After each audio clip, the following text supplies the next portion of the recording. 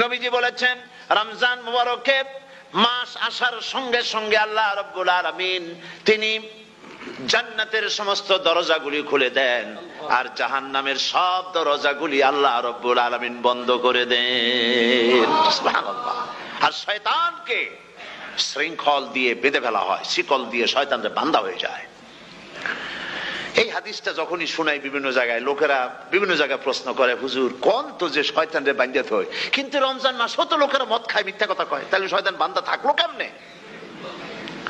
আমি বলি দেখেন এরও ব্যাখ্যা আছে।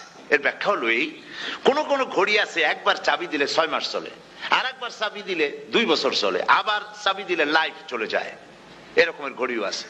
কোন কোন মানুষের শয়তানে এমন চাবি দিছে যে চাবিতে 6 মাস চলে, কোনটায় 10 মাস চলে, কোনটায় বছর চলে।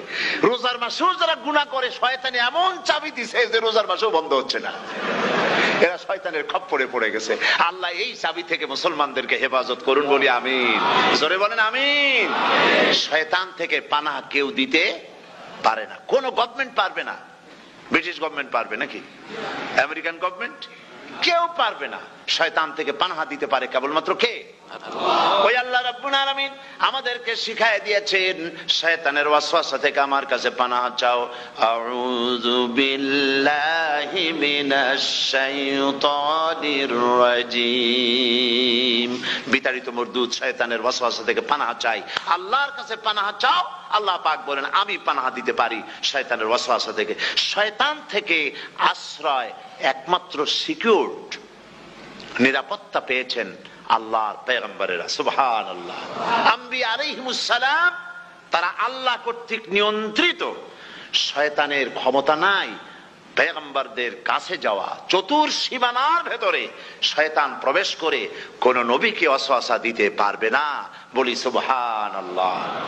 এই জন্য শয়তান থেকে বেঁচে যাওয়া, শয়তানের ওয়াসওয়াসা থেকে বাঁচা খুবই কঠিন।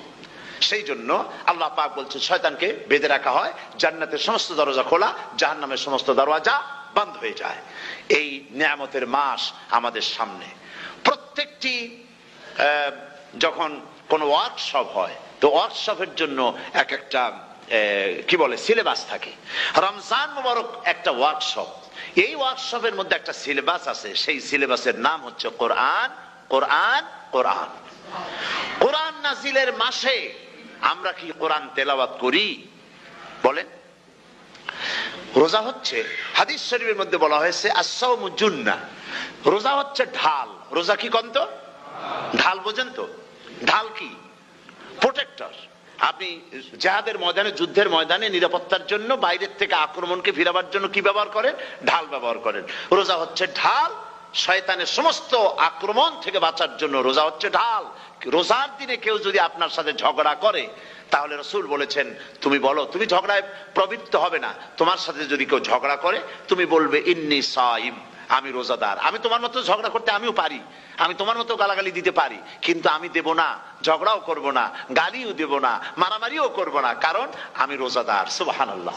রোজা আপনাকে গুনাহ থেকে বাঁচায় দেবে। দেখেন রোজা কিভাবে গুনাহ থেকে বাঁচায়। মিথ্যেবাদী, মিথ্যেবাদী সারাক্ষণ মিথ্যে কথা বলে, কিন্তু রোজার মাস আসছে। এখন মিথ্যাবাদী যারা, তাদের ঘনিষ্ঠ লোকদের কাছে শুনেছি যে তারা বলে যদি কোনো লোক দিনের বেলা আইসা যায় আর এমন কথা যে কথা বলতে গেলে মিথ্যা বলা ছাড়া উপায় নাই তার জন্য, সে তখন বলে ভাই তুমি তো অসময় আসছো, এখন আমি খুব ব্যস্ত, আই এম ভেরি বিজি, তুমি রাত্রে আসো। কথা বুঝতে পেরেছেন তো? রোজা হচ্ছে কি? রোজাটা কি বলে? ঢাল।